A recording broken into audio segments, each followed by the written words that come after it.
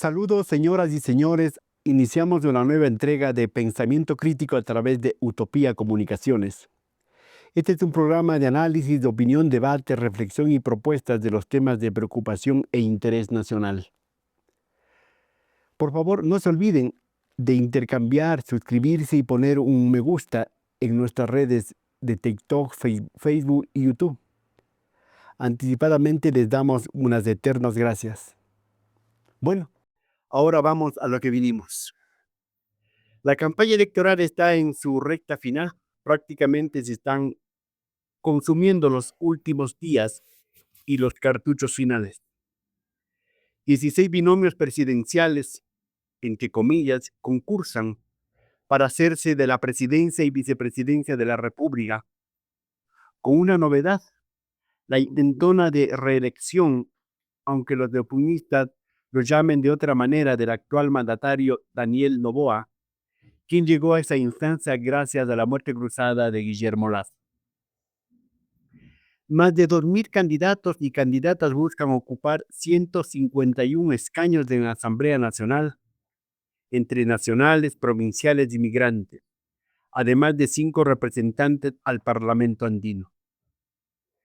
De entre esta sábana de retazos políticos e ideológicos, que en su mayoría carecen de propuestas y programas reales, coherentes y ejecutables, deberá escoger un universo electoral de 13.736.314 electores habilitados en el último padrón electoral. El domingo 9 de febrero, día escogido para estos comicios, está a la vuelta de la esquina. Para familiarizarnos y adentrarnos en este evento electoral, que de paso recordaré que es obligatorio en Ecuador, saludo y doy la bienvenida a mi invitado de hoy, el sociólogo y politólogo Santiago Pérez, y antropólogo principal de la firma de sondeos de opinión Clima Social. Santiago, gracias por estar aquí en Pensamiento Crítico de Utopía Comunicaciones. Haciendo un símil con el nombre de su empresa encuestadora, ¿cómo está el clima electoral, democrático, cívico, ciudadano y emocional de los ecuatorianos a pocos días de concurrir a la urna? Bienvenido, Santiago. Muchísimas gracias, Fernando. Es un poco difícil decir cómo se podría calificar en este momento el clima de la sociedad en este momento frente a lo que tenemos en las próximas elecciones, em, porque no tenemos mucha claridad en términos de una propuesta clara tampoco. En realidad tenemos solamente algunos esbozos de algunas ideas, de algunas grandes ideas que se están proponiendo en cuanto a modelos de la sociedad y a formas de gobierno que se están enfrentando en las distintas opciones electorales que tenemos en este momento en la papeleta. Em, Creo que hay un acumulado en la sociedad, en primero quisiera decir esto, de frustración, tristeza, también un poco eh, tirando a una opción de sálvese quien pueda, que mejor vámonos. Y eso es lo que está un poco atravesando la mentalidad colectiva del Ecuador en este momento, ¿no? Vivimos no solamente una múltiple crisis, sino varios años acumulados de crisis y de múltiples crisis que se han ido superponiendo unas a las otras, a la económica, tuvimos la pandemia, después hemos tenido una crisis política y finalmente una de seguridad muy grave en la sociedad ecuatoriana. Esto ha hecho que muchas personas se queden atrapadas en la trampa de la pobreza, como se dice, ¿no es cierto? Y también tenemos a una cantidad importante de ecuatorianos que para no caer en la pobreza han tenido que salir del Ecuador. Estamos viviendo una ola migratoria, una segunda ola migratoria, y eso es muy significativo. Santiago, ese desánimo, esa desesperanza que usted dice que hay en los ecuatorianos, ¿cómo podrá reflejarse el domingo 9 de febrero? Y antes de eso, ¿podrá revertirse esa emocionalidad precaria, llamémosle de alguna Ujú. manera, de la gente en estos días, en este tramo final de la campaña electoral, ¿qué estrategia podrían buscar los 16 candidatos a su manera, por supuesto, para tratar de levantar el ánimo, digamos, de alguna manera, eh, ponderando sus propuestas, sus ideas, pero sin mentirle, sin demagogia, sin Sí, venderle humo? estamos realmente ya a punto de empezar la recta final de la campaña. Y entonces, en este momento es cuando ocurren dos situaciones que confluyen además. La primera es que las personas que no habían tomado una decisión de por quién van a votar, porque ni siquiera habían pensado, había ahí todavía al inicio de la campaña se encuentran inclusive personas que no saben muy bien ni la fecha en la que se va a realizar, pero eso se va clarificando al pasar de los días y finalmente se va tomando ¿Pero la por decisión. desinformación o por desinterés? Desinformación, desinterés y es una también, es un desinterés Es un cóctel, hay desmovilizador. un Sí, cóctel. ujú, así es. Y que tiene mucho que ver con lo de la crisis que estábamos hablando hace un momento, porque paradójicamente a lo que debería ser una situación de conflictividad y de rebeldía y de insurrección sobre la situación de protesta por la situación actual, lo que viene, lo que conlleva la situación actual es un poco de este desinterés desmovilizado de la parte de la sociedad con respecto a la política. Y entonces, por eso es que me refiero a la campaña electoral y en el punto en el que estamos. Pocas personas se encuentran interesadas realmente de lo que pasa en las elecciones, pero a medida que la campaña va avanzando, las personas se van informando un poco más y las decisiones se van tomando con un poco más de firmeza. Y también tenemos una intensificación, puesto que las campañas, las candidaturas y sus equipos de campaña tienen solamente durante este mes para hacer promoción y publicidad electoral. Entonces, lo que vamos a ver a continuación es durante los próximos días es un increciendo en cuanto Un a, bombardeo prácticamente. a la exposición publicitaria hasta el punto de llegar casi hasta una saturación, porque tenemos 16 binomios presidenciales y porque tenemos tenemos creo que me parece que son 12 listas nacionales de asambleístas nacionales, solamente eso, en la que cada una tiene una campaña nacional, más las listas que tenemos cada uno en 17 nuestras son. provincias. Entonces, estamos sujetos a los que vivimos en una provincia determinada a 16 campañas presidenciales, 12 de asambleístas nacionales y 12, 15, 17, hasta 18 listas de asambleístas provinciales que hacen su publicidad. Son más de 2000 candidatos, más de Sí. 2000 candidatos que están terciando por estas, tanto el Parlamento andino, parlamentarios nacionales, provinciales, migratorios y el Sí. asunto es. Son 2 fenómenos distintos, pero que están conectados en la medida en que nosotros no hemos tenido un adecuado marco de gobernabilidad en el Ecuador en los últimos años, y se ha permitido, por lo tanto, la proliferación de organizaciones y candidaturas de una manera inadecuada. Porque, por ejemplo, solamente por poner un ejemplo, fijémonos en el debate presidencial. Al debate van a acudir 16 candidatos. Van a ser divididos en 2 bloques de 8 y le van a dar a 1 hora y media a cada uno de los bloques.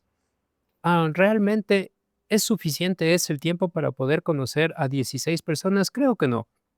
Y realmente si tuviéramos un poco menos de candidatos, digamos la mitad de los candidatos, porque no estoy pidiendo 2 o 3, sino que puedan ser 7, 8 candidatos que representarían las principales tendencias del país y podríamos poder comparar mejor. Hablando del debate, son 90 minutos por grupo, dividido para 8, en el mejor de los casos, digamos 10 minutos cada uno, pero es mentira, porque están los moderadores, la presentación que hace el Consejo Nacional Electoral, algunas pautas. Yo creo que, no sé si hablarán cada uno máximo unos 5 o 6 minutos, y cuántos de esos 5 o 6 minutos serán útiles. Sí, más o menos eso es lo que termina hablando un candidato presidencial, porque tiene franjas de, me parece, 1 minuto 30, entre 1 minuto 30 y 30 segundos, dependiendo cómo está establecido el procedimiento, ¿no es cierto?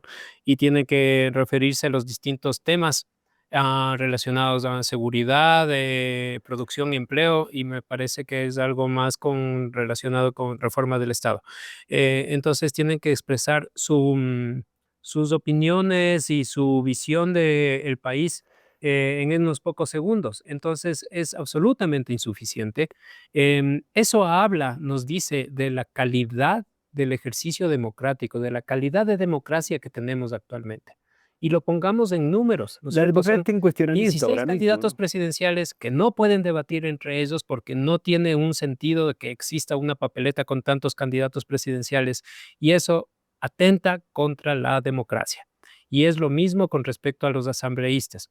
Tenemos que elegir a 15 asambleístas provinciales de Nacionales. 12 nacionales de 12 listas en los que nosotros no podemos saber quiénes son esas personas, las 15 personas por las cuales votamos. Eso quiere decir que la democracia no está funcionando bien. Vota por el cabeza de serie y todos suman si es que tienen posibilidad.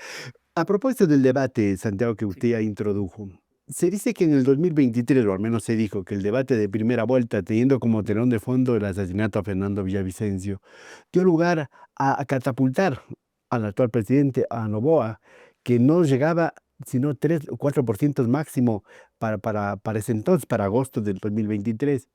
Puede haber algo, no digo violencia, puede haber algo que en el debate pueda cambiar un poco el tablero, pueda aparecer algún outsider, pueda aparecer alguien que no está programado, como fue Noboa Sí. el caso anterior. Em, las cosas ocurren a veces casualmente, pero no de manera injustificada. Siempre hay una razón profunda para que las cosas ocurran de una u otra manera.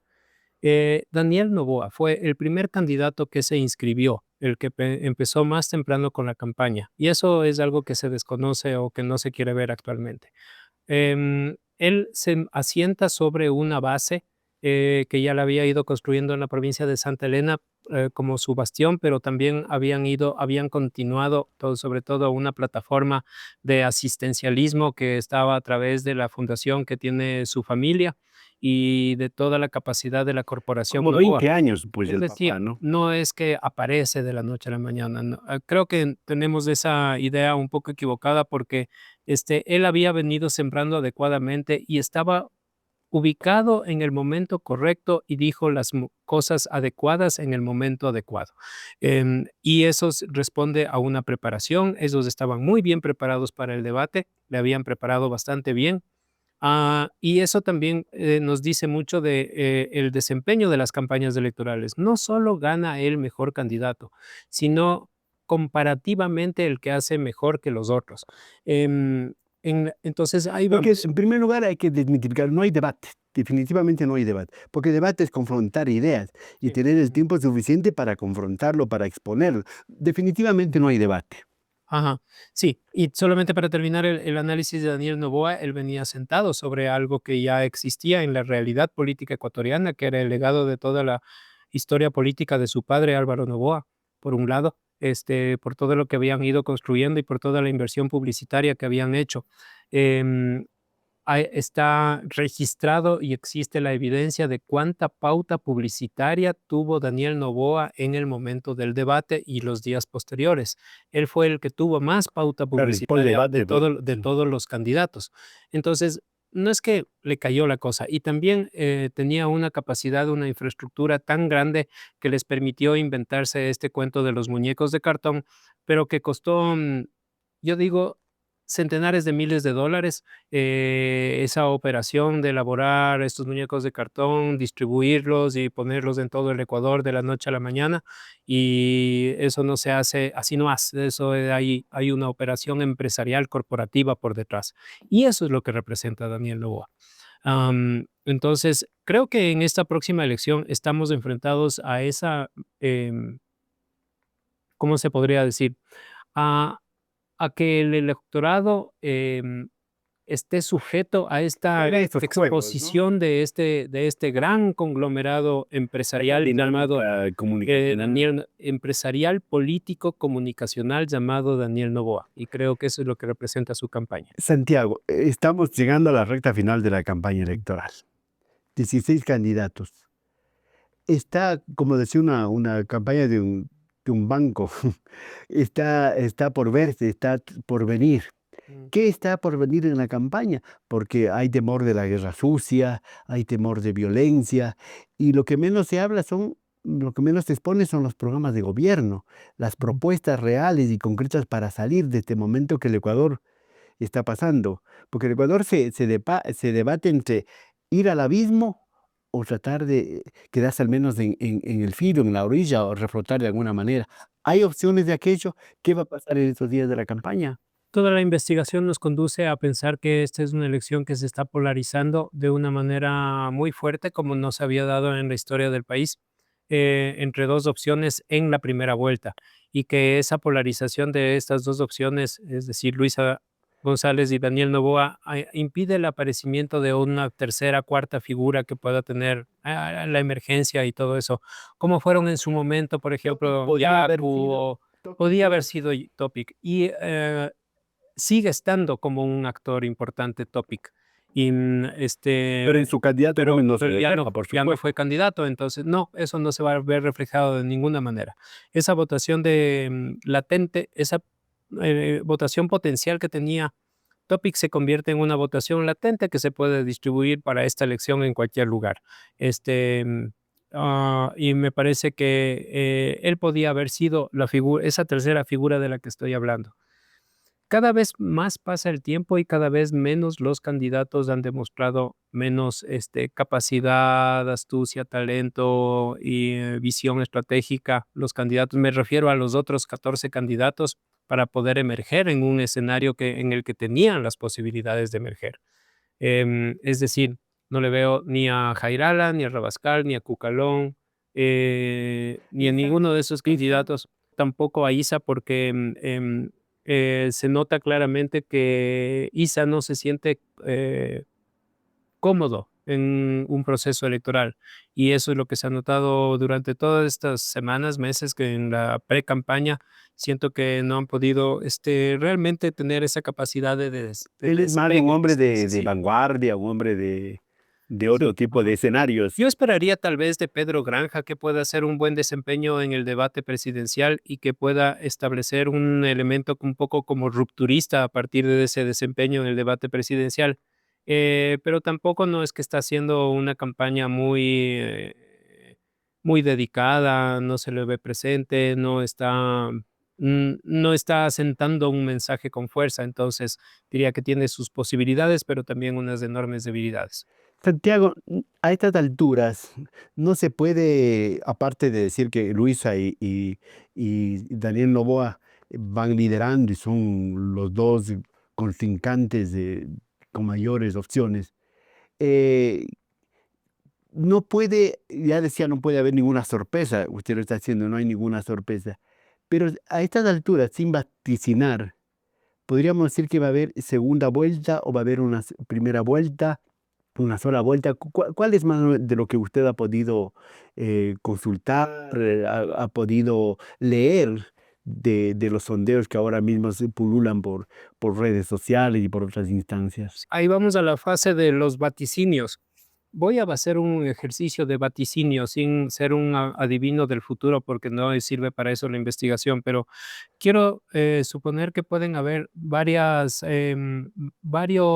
escenarios posibles. En primer lugar, hay un escenario posible en el que llegamos al final de esta primera vuelta con las dos primeras candidaturas bastante estrechos y bien pegaditos, y en el que no se puede saber cuál va a quedar primero o segundo. Un empate Prefiero. técnico. Puede ser, sí. Y que el uno tenga un mejor desempeño que el otro dependerá de cómo hagan la recta final, si obtienen unos pocos votos más del uno que el otro, etcétera. Eso, entonces, ese es el primer escenario para mí. Hay un segundo escenario en el que uno de los dos se despega un poco más porque establece una visión de favoritismo, y eso puede ser muy importante para convencer a los electores de última hora. Es decir, voto por el que tiene más posibilidades de ganar o voto por el que me Un voto ofrece algo más. positivo, llamémoslo ahí. Sí. Y en ese juego le veo con más posibilidades a Luisa que a Novoa, es decir, de tener un buen spin final, diría yo. Este, y que por lo tanto se despegue un poco más Luisa y que entre con holgura primera en la segunda vuelta, en la primera vuelta.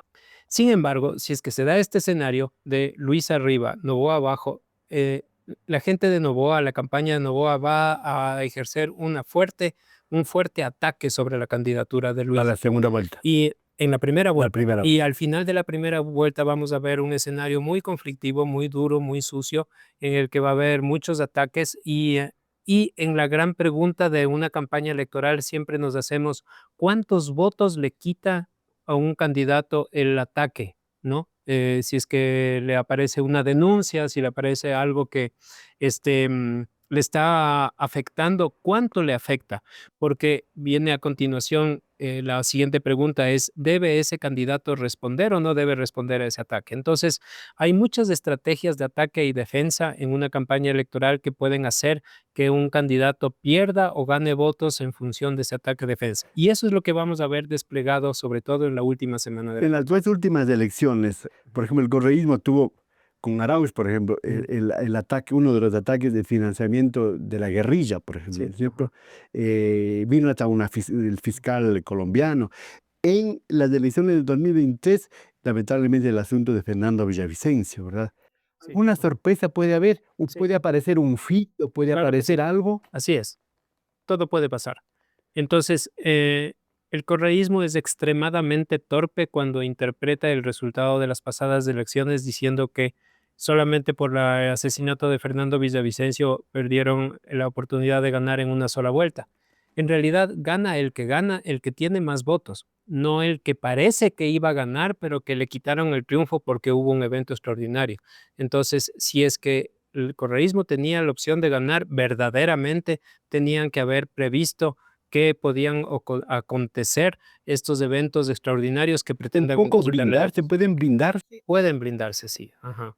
Y eso es lo que debería pasar en el caso de que se produzca este escenario que yo estoy mencionando, de que frente a la subida de Luisa, el gobierno de Noboa ataque muy fuertemente. Y yo creo que eso es casi un evento obligatorio.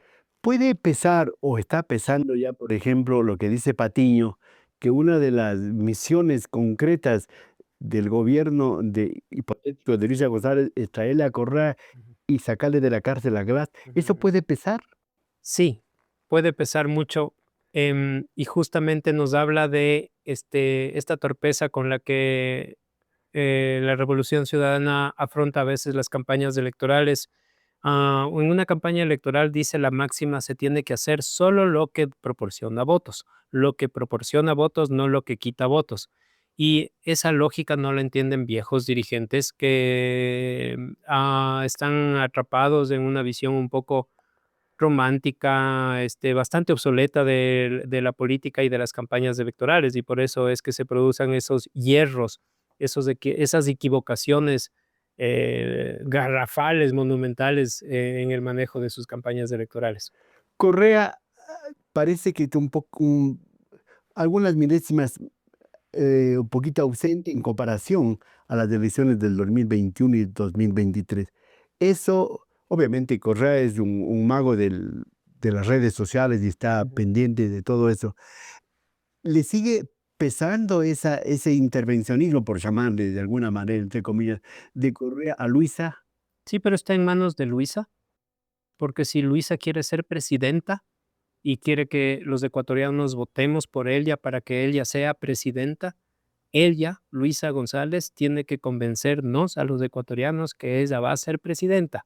Y creo que está en manos de ella construir esa imagen de autonomía y de independencia frente a Correa o frente a quien sea. Pero frente al riesgo de los dogmáticos correístas que pueden ser que está traicionando, pues. Sí, Eso claro. es otra cosa, Ajá. ¿no? Bueno, ahí Ay, viene el arte. el hecho de que Noboa y Luisa González no estén en el mismo bloque para el debate, ¿eso favorece a Noboa? ¿Hubiera sido bueno para Luisa estar en el mismo bloque? ¿Le hubiese servido algo? Creo que les favorece a ambos. Em, Creo que el más desfavorecido en el debate va a ser Noboa, sea con quien sea que le hubiera tocado debatir. Sabía que tenía unos cuantos francotiradores y justo en el grupo que le tocó a Noboa Tenía escala. le quedaron varios francotiradores ahí. Pero son de la derecha, pues. Yo no sé si Ajá. puede ser un francotirador Confle, por ejemplo. que va a ser el que le interrogue, ¿no es Bueno, cierto? yo le apuesto que sí. Pero alguna vez el señor Henry Combe decía que Ajá. la familia Novoa es una gran familia, pues. Sí. Ujú. Y eso puede pesar también, me imagino, no sé, ¿no? Pero en todo caso el debate puede quitar o puede dar algunos votitos a uno y a otro, sobre todo a los Sí, cabezas. exactamente. Van al debate principalmente las personas que ya están convencidas y algunas personas que todavía no están indecisas para ver si encuentran alguna opción. Entonces, el efecto que puede tener un debate es dos cosas. La primera es, o tres. La primera es afianzar el voto de quienes ya están decididos a votar por un candidato. La segunda sería convencer a esas personas indecisas. Y la tercera es Ahuyentar un que no, poquito. que no le quiten, ¿no? Y se dice que un buen debate para un candidato es aquel en el que no perdió votos, al menos. Pero hay otra cosa, manejar mucho las frases, el relato, las cositas, porque el post debate también es muy importante. El post debate es muy importante y en eso pueden capitalizar. No sé, no voy muy experto en estas frasecitas para TikTok, Sí, para las redes claro que sí. sociales. Ajá. El debate lo va a ganar el que haga tres cosas bien. El primero es conocer bien las reglas para saber manejarse muy bien en el debate. Hacen muy mal a propósito y entre paréntesis, esos candidatos que están quejándose de que no estuvo bien hecho, que estuvo amañado el sorteo, esos son los perdedores de antemano, ¿no? El primero, conocer bien las reglas. El segundo es trabajar bien el contenido y ponerlo bien en escena. Y el tercero es la comunicación antes, durante y después. Entonces, como vemos, el resultado, el balance de un debate no es solamente si un candidato dio la respuesta correcta, sino todo este entramado que incluye la puesta en escena y la comunicación posterior. Santiago, esos tres elementos que usted plantea, ¿se fijaron, se escurrieron en el debate pasado entre las candidatas y candidatos vicepresidenciales? Que no estuvo, por supuesto, la aspirante y compañera de fórmula del actual presidente candidato, la Claro que sí, señora es muy Pinto. interesante. Se puede decir que el debate de las vicepresidentas fue una radiografía de cómo pueden llevar a cabo la preparación y la puesta en escena los candidatos. Y tuvimos algunas ganadoras de Ensayo, algunas digamos, partidas, ¿no? sí, ajá. Y vemos que, por ejemplo, Verónica Silva del Partido Socialista, ella hizo un buen desempeño, pero no era porque sea buena en sí mismo, sino que se preparó, este, conocía lo que estaba diciendo, qué es lo que iba a hacer y lo que iba a decir. Y también contribuyó mucho su imagen personal y todo, y su buen desempeño, por supuesto, también, pero hay preparación por detrás. Entonces, a estas alturas diremos que cualquier cosa puede pasar. No podemos decir que las cosas están definidas y, y en todo caso, la expectativa es segunda vuelta. Hay muy poco de los 14 candidatos como para aportar y cambiar el tablero. Por ejemplo, en segunda vuelta, ¿quiénes nomás se alinearían con Noboa y quiénes podrían alinearse con Luisa González para la segunda vuelta y hacer la diferencia en el caso de Noboa? Confirmar lo que hizo en el 2023 y en el caso de Luisa, superar ese, ese mito que no pueden ellos ganar en la segunda vuelta a pesar de ganar la primera. Sí, así es, ajá. El correísmo, la Revolución Ciudadana, ha perdido varias segundas vueltas, habiendo ganado la primera por y la perdieron en el primer minuto del segundo tiempo. Quiero decir que cuando se anuncia a las 5 de la tarde el resultado de la primera vuelta, habiendo obtenido el triunfo, porque entraron primeros, pusieron algo dio la sensación de que habían perdido y que se presentaron como derrotados para la segunda vuelta. Yo digo que la segunda vuelta se empieza a ganar a las 5:01 minutos, Cuando están los resultados ya y las con proyecciones. los resultados del exit poll y con la cara que ponen los candidatos con ese resultado. Santiago, pero la gente dirá, más allá de todo esto, el papel que va a jugar el organismo electoral, sobre todo el CNE. Se habla, dice la señora Tamaín, es gran amiga del señor Noboa, tiene a su hermano en Queen como cónsul. Hay ciertas dudas. La señora Nájera habla, por ejemplo, Elena Nájera, que es vocal del Consejo Nacional Electoral, de ciertas dudas. ¿Hay algún espacio para sospechar, para pensar, pensar mal, digamos, de alguna manera? El hecho de que haya espacio para pensar mal es lo suficientemente malo. No debería haber ni espacio para Pero hay. pensar mal. Lo hay, sí, así es. Y repito lo anterior, repito, ¿cómo se van a alinear las fuerzas para la segunda vuelta? Em, Creo que también, y por eso también repito mi respuesta, me parece que todo depende de cómo terminen parados después de la primera vuelta. Si es que es buen negocio, por decirlo así, irse con el uno o con el otro, dependerá no solamente de cómo sean las negociaciones por debajo, sino un balance de opinión pública y de cómo se perciban las posibilidades de cada uno. Eso va a hacer que cada uno pueda cosechar más o menos apoyos para la segunda Más allá vuelta. de las tendencias. Sí, más allá de las tendencias. Ya, no podemos olvidarnos de la asamblea. ¿Qué pasa en el asunto? Obviamente el que arrastra es el candidato presidencial, ¿verdad? ¿Y cómo están las fuerzas, cómo están las proyecciones para la conformación de la asamblea que ahora se elige Sí. 151? Hasta este momento lo que nosotros podemos ver es que primero que hay todavía bastante indecisión con respecto al voto por listas de asambleístas y no obstante eso, como ya hay una porción importante de personas que han tomado una decisión para candidato presidencial, eso está determinando mucho el resultado. Entonces, en casi todas las circunscripciones del Ecuador, se va a dar el fenómeno de la polarización bipartidista, es decir, que habiendo 3, 4, 5 o hasta 6 escaños en disputa, al menos uno en cada circunscripción va a ser para la Revolución Ciudadana y al menos uno para ADN.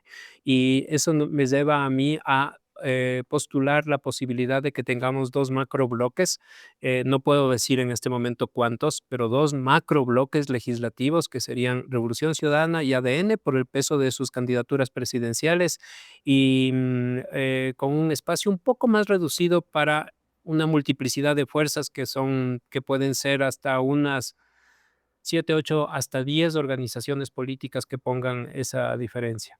Ninguna de las dos macro fuerzas, llamémosle, tendrán una mayoría Por sí sola ninguna. absoluta. Estoy casi seguro que va a Dependerán, ser así. como han estado dependiendo de esos de partidos minoritarios y después de los llamados independientes que se abren o que son captados por unas mayorías. Pero con nosotros tenemos ya con la experiencia que nos dejó Lazo, a uno o a otro, Noboa o Luis, hipotéticamente uno de los dos llega a la presidencia, las muestras cruzadas, pues si le molesta a la Asamblea a título de que no le dan gobernabilidad, esto que lo otro, cumplido el año, se puede dar una muerte cruzada. Entonces, esa es otra una especie de espada de Damocles que está sobre la democracia y sobre la institucionalidad del país. Sí, por eso apoyo, tenemos un escenario, un eventual escenario de ingobernabilidad para el próximo presidente. Lamentablemente es así y por lo tanto yo por eso es que apoyo la instauración de un poder constituyente para poder redefinir un poco las reglas de juego para devolverle a este país un cauce de gobernabilidad. Bueno, y creo que con la Constitución del 2008 son 21, creo ya. Ujú. Sí. U Siempre en el momento este de disputas, de crisis, siempre se apunta a una Constitución como que fuera un asunto de un milagro y la búsqueda de la salida más las asambleas constituyentes han logrado solucionar algo, las últimas que tenemos, ¿no? La última, la de los cuarteles, sí, 98. 98, la otra, la de Montecristi, y ahora 2008. que va en algunos lo proponen, ¿no? Lo Sí, proponen. porque en realidad somos un país de una población joven, un país todavía en constitución, somos un país joven, somos un país frágil. Todavía podríamos decir que en términos de lapsos, de grandes lapsos históricos, estamos recién en los albores de nuestra existencia y todavía no hemos configurado un verdadero sentido de nacionalidad, un sistema político que nos calce, que tenga una estabilidad y mientras permanezca esto, puede ser que tengamos nuevos diseños institucionales. Ujú.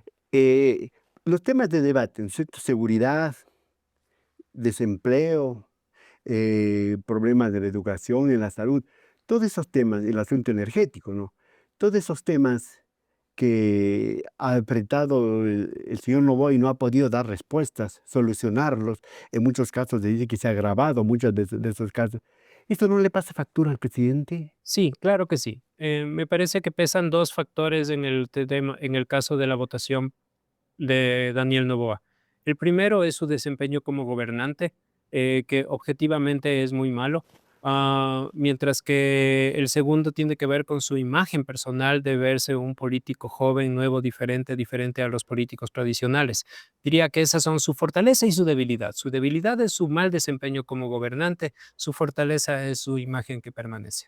El asunto, por ejemplo, del enfrentamiento con la señora vicepresidenta, que es una violación legal y constitucional de no permitirle asumir el cargo, el hecho de que el presidente no se acoja al artículo 93 para pedir licencia para hacer campaña electoral, el asunto que todavía está fresco de los 4 niños de las Malvinas asesinados y toda esa historia terrible, eso tampoco le pasa factura, eso va a ser materia de campaña de los últimos días, materia del debate. ¿Cómo serán esos temas? Sí, puede ser, pero no encuentro que el tema de la vicepresidenta tenga un efecto, un impacto en términos electorales ¿Por para el ella misma? presidente. En parte eso porque es un tema tal vez un poco intrascendente desde el punto de vista de la opinión pública de un ciudadano común, normal. No le resuena realmente significativamente nada que pase o no pase con la vicepresidenta, probablemente. Verónica Abad nunca tuvo muy buena imagen. Y en términos de confrontación de imágenes, de figuras, Daniel Noboa tiene un nivel de apoyo mayor y un nivel de conocimiento mucho más alto que la propia vicepresidenta. Entonces, en ese juego de contrapesos de opinión pública, Daniel Noboa es mucho más que de Verónica Abad. Ujú. Y esto, por ejemplo, Y de muchos analistas, mucha gente habla que Noboa es autoritario, que apunta a una dictadura, que el asunto de el populismo penal, que los militares en las calles, en vez de que hagan retroceder a las mafias, a los grupos de crimen organizado, un poco ha hecho es retroceder a la gente que ya no sale con confianza y tranquilidad a la calle, a sus actividades. ¿No? Tampoco eso le pesa al presidente, ¿cómo está manejando eso? dependiendo del relato que se construya, en realidad, me parece que eso dependerá mucho también de cómo, porque no necesariamente ese relato es el relato de otras personas que quieren ver en Noboa a un presidente joven, decidido, con firmeza y que está haciendo las cosas de una manera positiva, ¿no es cierto? Hay electores, personas que piensan de esa manera, por eso explica el apoyo que todavía mantiene el presidente Noboa. Em, pero está por verse todavía un poco qué es lo que va a pasar con su balance final, y ese balance va a determinar mucho lo que es el resultado de esta primera vuelta. Ese relato de positivismo, de juventud del presidente como que se ha posicionado en las redes sociales, en los medios corporativos tradicionales, eso eh, seguirán manejándolo en esos términos, haciéndose como una especie de vocería, ¿no? Una vocería de esos sectores. Eso tendrá un poco mayor vigencia y mayor fuerza en estos últimos días de la campaña, me imagino. Sí, muy probablemente. Ujú. Santiago, ¿algo Muy podemos agregar mirándole a nuestro auditorio? Decirle algo al auditorio, usted como experto, como lector de las sensaciones, de las percepciones y de las emociones de la gente. Bueno, yo diría que, el estado de ánimo de la población es una sensación de abandono. Pero ese abandono también tiene como un efecto un poco, desmotivador con respecto a la política, y por lo tanto creo que, corresponde realmente a que el Ecuador se enfrente realmente a un proceso de construcción de su tejido social político, y no lo vamos a ver en estas elecciones, pero debería ser un propósito de largo plazo que deberíamos tener.